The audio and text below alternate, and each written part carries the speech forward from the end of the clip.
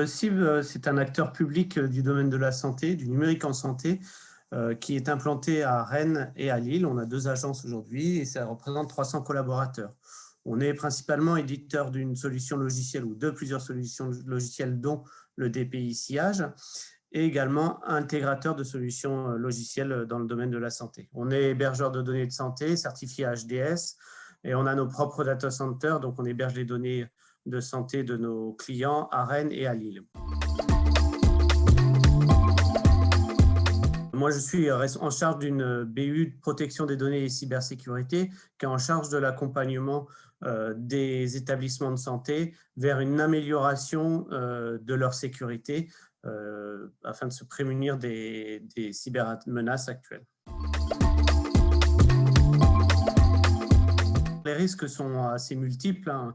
Donc ça va de la perte de chance d'un patient jusqu'à la perte de données, une perte de notoriété, etc. Donc en perte de chance de patient, on a vu récemment beaucoup d'attaques en crypto-locker, donc qui viennent chiffrer les disques durs et les réseaux des établissements de santé, qui rendent inaccessible complètement le SI, et donc l'hôpital est bien impacté et beaucoup de rendez-vous sont annulés.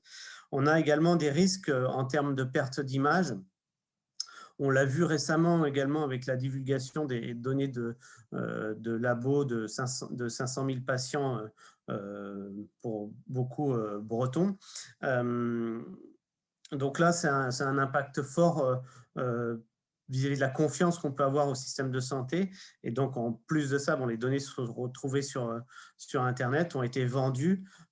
Donc, c'est un enjeu majeur, la confidentialité des données. Il faut savoir que les données de santé sont aujourd'hui vendues sur le Darknet à des prix qui dépassent le prix de la donnée bancaire, parce que la donnée est persistante, c'est-à-dire que le fait que M. Dupont ait eu un cancer il y a 2 ans, c'est toujours valable dans 5 ans, dans 10 ans, dans 20 ans, et ça pourrait être exploité par des assurances peu scrupuleuses ou ce genre de choses.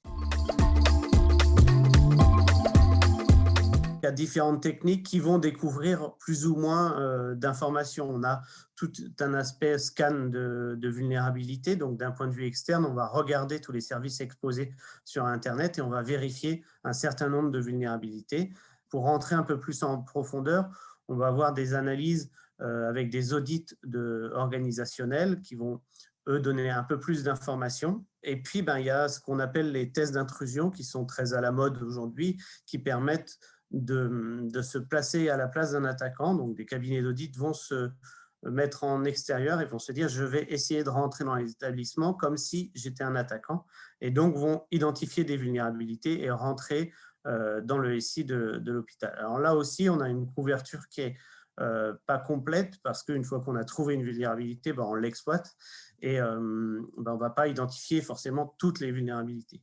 Pour avoir plus de couverture, il y a d'autres techniques qui viennent complémenter ça avec des audits d'architecture ou de configuration qui vont permettre d'avoir plus d'informations là-dessus.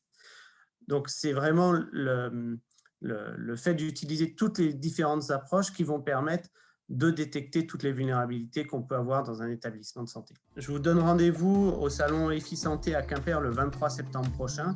J'animerai un atelier où je vous expliquerai toutes ces différentes techniques d'audit qui vous permettront de vous positionner, vous, dans l'avenir et de savoir comment analyser votre sécurité.